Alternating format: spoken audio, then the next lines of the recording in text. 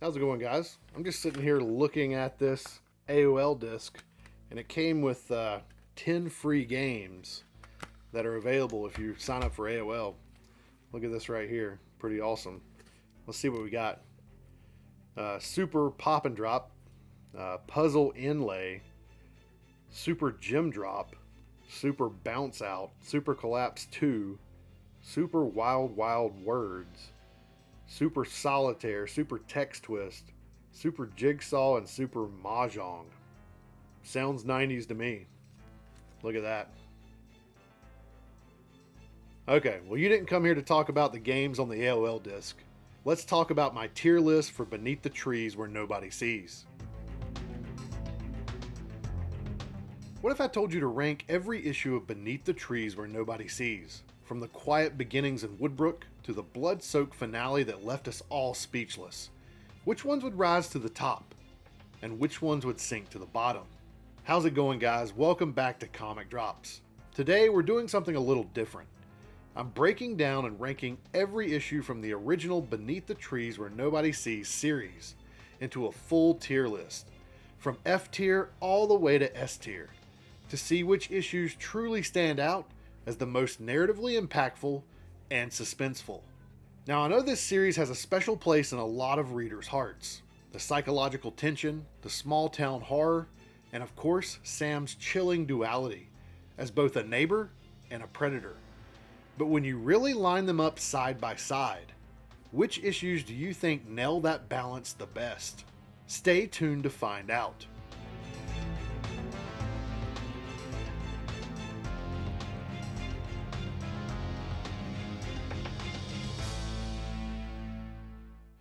Alright, the one that started it all, Beneath the Trees Where Nobody Sees, issue number 1. This is the one that introduced us to Sam and kicked off what would become one of IDW's biggest surprise hits in years. And honestly, it can't be overstated how big of an impact this issue had when it dropped. It wasn't just a win for IDW, it was a boost for the comics industry as a whole. I remember seeing that cover everywhere, and it felt like this little indie book suddenly became the book everyone was talking about. And personally, I was hooked right away. I picked it up not knowing what to expect, and here I am, after reading every issue, building a YouTube channel around this whole series, and making over 30 videos about it. Still just as impressed as I was the first time I read it. But, and this is a big but, when I take a step back and look at this comic objectively, purely from a storytelling standpoint, issue number 1 doesn't quite reach the same level as later chapters. Don't get me wrong, it's great, but it's very much a setup issue. We're meeting Sam for the first time. We see her travel into the city and brutally murder Daniel Brewer. We're introduced to Woodbrook and all its charming, unsuspecting residents. And that's all fantastic. But because we're still learning who everyone is, still building emotional investment, and still figuring out the tone in the world, it doesn't hit as hard as later issues do. This one exists mainly as the foundation, the exposition, for the much richer storytelling that follows. It introduces the tone, the art style of the world, and most importantly, the unsettling duality of Sam's character. It's where the spark was lit, but the real fire burns in the issues that came after this one. So while Beneath the Trees Where Nobody Sees number 1 absolutely deserves recognition for launching something incredible in terms of narrative depth and emotional impact, it's still just getting started. And that's why it comfortably sits here in the B tier on this countdown. Next up, we have issue number 2, the comic that takes all the chaos from the first chapter and shows us what happens when the quiet little town of Woodbrook and the masks that everyone wears start to crack. After the shocking reveal of Martin's murder on that parade float, the town is in panic mode. The sheriff calls a town hall to calm everyone down, but it's pure chaos. People are scared, people are angry, and desperate for answers. That's where we meet a brand new character, Cherry Gherkins, who instantly establishes herself as one of the loudest, most unlikable voices in the room. Nothing is good enough for her, and she's not afraid to make sure everyone knows that. This issue also starts to flesh out Woodbrook's world even more. We meet Birdie, who apparently got punched in the face by Cherry, and Melody the cat, who helped decorate the float before Martin's murder. It's clear that the universe is expanding. Every side character, every little detail feels like it can matter later, and it certainly does. We even learn that Melody is allergic to lavender, which might sound like a small detail, but turns into a major clue later on as Sam starts piecing together who the real killer is. A big chunk of this issue is devoted to building up Cherry, making sure we really understand what kind of person she is before her inevitable downfall. And let's be honest, from the first page, you just know she's not making it out alive. Sam even confronts her in the local coffee shop about punching Birdie, showing again how little Sam cares about who she offends or who she calls out. That whole scene is tense, uncomfortable, but very Sam. However, the standout moment, the one that everyone remembers from this issue, is Cherry's murder. It's brutal, it's cinematic, and completely shifts the tone of the series. Cherry goes out for a late night jog, convinced she's untouchable, and then she's ambushed. At the time, we didn't know it was Nigel, but the chase sequence that follows is pure horror energy. He slices off 4 of her fingers, stalks her through the empty streets, and corners her inside the local elementary school, where he ultimately beheads her. Her head is left on full display, perched on a stick in a bucket, with the words "head of the class" scrawled in blood on the wall. It's an unforgettable scene, a perfect showcase for Patrick Horvath's visual storytelling and his pacing. But despite how exciting and horrifying it is, the issue itself still functions more as a bridge between bigger, more emotionally charged chapters. It's high on tension and spectacle, but a little light on the deeper narrative themes that make this series so special. So while Beneath the Trees Where Nobody Sees #2 absolutely delivers on thrills and world building, it doesn't quite reach the storytelling heights of later issues. Still, it's an essential piece of the puzzle, and that's why it earns a spot right here in the B tier. And now, issue #3 is a bit of an odd one. Don't get me wrong, I really enjoyed reading it, just like all the others in this series. It's got some really strong reveals, a great cliffhanger that propels the rest of the story forward, and a lot of character depth. But compared to other issues, it's definitely the slowest and least impactful. This issue mainly serves 2 purposes. It's a deep character study of Melody Davis, and it shows just how far Sam is willing to go to make sure Melody isn't connected to any of the recent murders. We see Melody trying to keep her life together, running the butcher shop she once shared with her late husband. When she goes home, we find out she's still talking to him, or at least to a version of him. Sam picks up on this and suspects Melody might be hiding something sinister, so she sets up an elaborate ruse, staging a break-in at Melody's shop just to lure her away from her home. When Sam sneaks inside, she finds something completely unexpected, a life-size doll that Melody made in her husband's likeness, and it's in her bed. It's a sad, quiet reveal, showing how deeply Melody's grief has fractured her reality, and how she's forced to wear this mask of normalcy every day at her shop. And of course that parallels Sam herself, another woman wearing a mask, but for darker reasons. When Melody catches Sam in her home, things get tense. She holds Sam at gunpoint and warns her to never pull something like this again. It's fantastic drama and thrilling, but the problem is, it slows the story down. Spending an entire issue on Melody's personal life makes this one feel more like a bridge between major plot points than a key installment on its own. The highlight, though, is definitely Martin's funeral, where we see Sam's complete inability to connect with anyone emotionally, and that crucial reveal that Nigel is allergic to lavender, basically confirming he's the killer. It's a big twist, but it lands right at the end, leaving the rest of the issue feeling a bit underwhelming in comparison. So yeah, as a standalone story, this issue absolutely works. It's well-paced, heartfelt, and tragic. But within the series as a whole, it just doesn't hit as hard or carry the same emotional punch as the others. It's good, not great, and that's why Beneath the Trees Where Nobody Sees #3 sits alone in the C tier. And now we're moving on to issue #4, one of the most chaotic and one of the most psychologically rich issues of the entire series. This one completely changes the dynamic between Sam and Nigel, turning everything we thought we knew about Woodbrook upside down. The comic opens with Sam riding her bike through the empty streets of Woodbrook. It's eerie. The sidewalks are deserted, the theater's dark, and the once charming little town feels completely hollowed out. You can feel the fear left behind by Nigel's recent killing spree. The sense of isolation sets the perfect tone for what's coming. And Sam makes her way to Lola and Nigel's house for tea. A seemingly harmless visit that turns into one of the series' most unsettling confrontations. When Lola suddenly falls ill and Nigel takes her upstairs, the stage is set.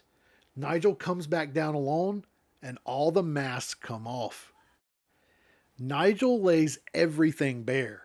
He admits that he admires Sam, that everything he's done, every murder he's committed, has been to get her attention.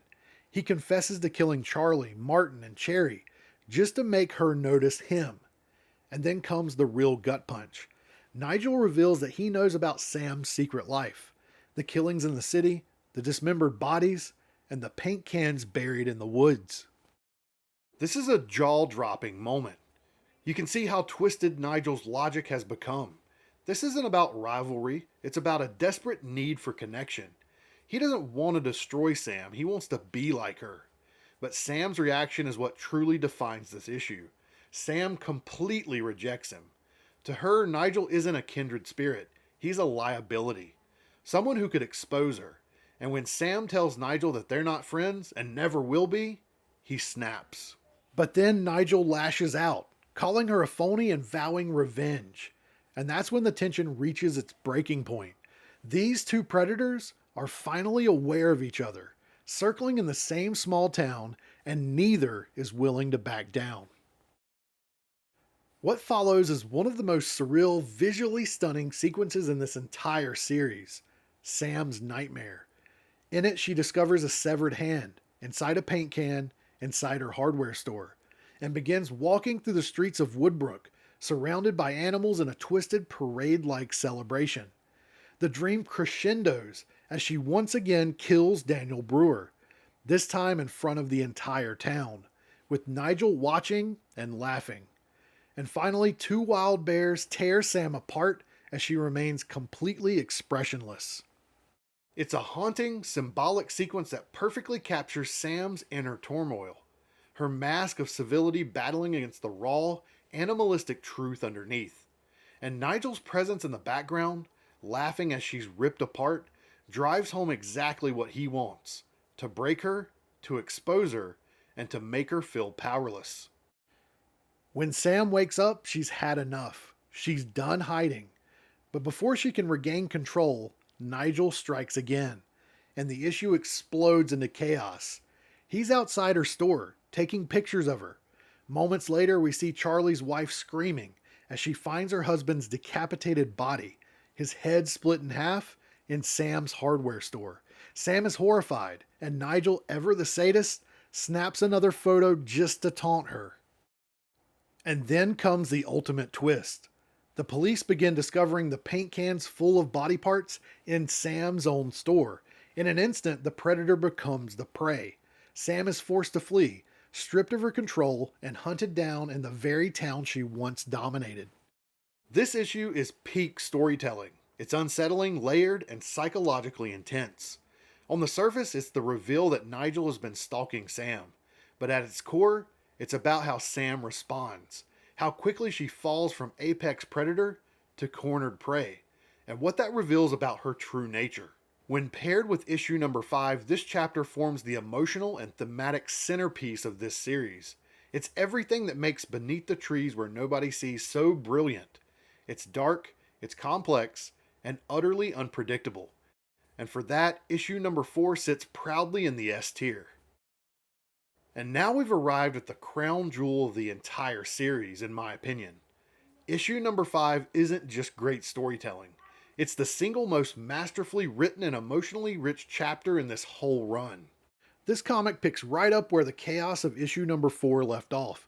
Sam is completely unhinged and on the run from the sheriff, the townsfolk, and essentially everyone in Woodbrook. Nigel has framed her for Charlie's murder. The police have found body parts in her hardware store, and for the first time, Sam's perfectly constructed mask has completely shattered. The hunter has become the hunted. She flees into the city, the same place where she once hunted and killed without remorse, now desperately trying to hide amongst the crowds, blend in, and escape the reality closing in on her. But instead of finding escape, Sam finds ghosts of her past victims. As she sits in a diner, the haunting faces of her past victims begin to appear all around her. It's eerie, it's quiet, and it's absolutely chilling. One by one, they confront her, spectral reminders of everything she's done. There's even a scene where the dismembered body of Daniel Brewer, the victim from the first issue, rides silently in the back seat of her Bronco as she drives away. His eyes are empty but piercing, and you can see Sam's patience unraveling. It's horror on a psychological level, not about survival, but about guilt, memory, and the mind fracturing under pressure. And from there, things begin to spiral. Sam tries to escape further down the road, but when she hits a police checkpoint, she panics and takes a dirt road, only to get her Bronco stuck in the mud. The road's also blocked by a fallen tree, and as she tries to climb over it, the branch she's holding on snaps, sending her tumbling face first into the mud. It's her lowest moment, stripped of power, covered in dirt, both physically and emotionally broken. And that's when the issue takes its boldest turn. Sam stumbles into a nearby cave, and what follows is one of the most surreal, haunting, and symbolic sequences of the entire series. Inside the cave, she sees her reflection, a shadowy doppelganger staring back at her. When she reaches out to touch it, she suddenly switches places with it. Her body contorts, her head splits off her body, and multicolored snakes spill out from her severed neck. It's grotesque, it's mesmerizing, and it's deeply metaphorical, a literal uncoiling of her inner self. Through her narration, Sam admits she's afraid, she's lost control, but in that fear she realizes something crucial. The darkness and the mask she wears, it's all a part of who she is. The snakes retreat, her head reattaches itself, and she emerges from the cave reborn. And that's when she sees it, the bear. Blood on its face, standing over a freshly killed deer. But then another bear appears, and the two clash violently. It's primal, it's savage, and it's poetic. The first bear kills the second, standing victorious over its territory. And in that moment, Sam understands everything. This is nature's law, her law. She might have lost a battle, but the war is far from over. This moment, watching that victorious bear, reignites something inside Sam. It's the perfect metaphor for her rebirth. She's reminded of what she truly is, a predator and not a victim. She's no longer running, she's reclaiming control. The fear and the vulnerability, all of it hardens into resolve. Sam knows exactly what she has to do. Go back to Woodbrook, confront Nigel, and take out anyone who threatens to expose her. Issue number 5 is a masterclass in storytelling. It's psychological horror, surreal nightmare, and cathartic rebirth all rolled into one.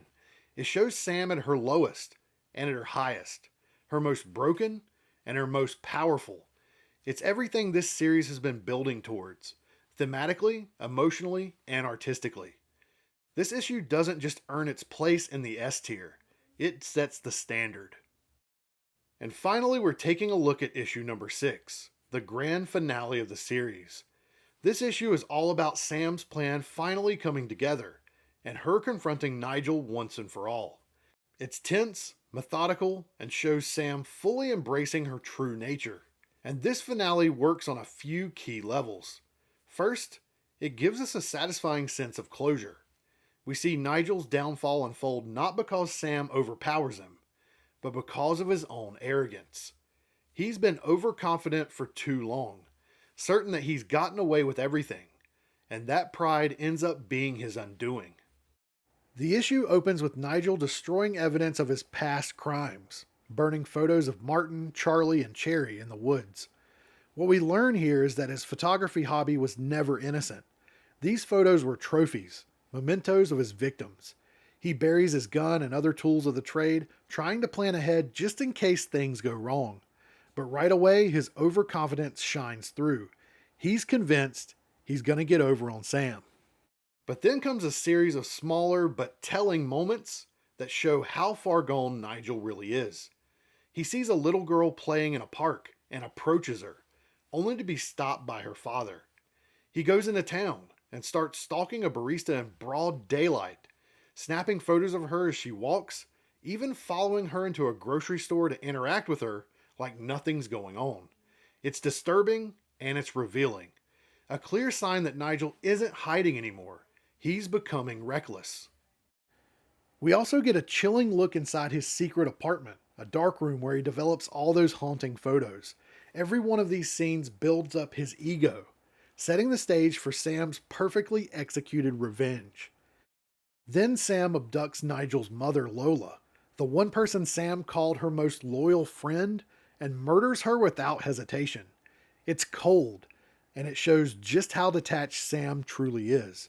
She will sacrifice anyone, even those closest to her, to protect her secret and maintain control in Woodbrook.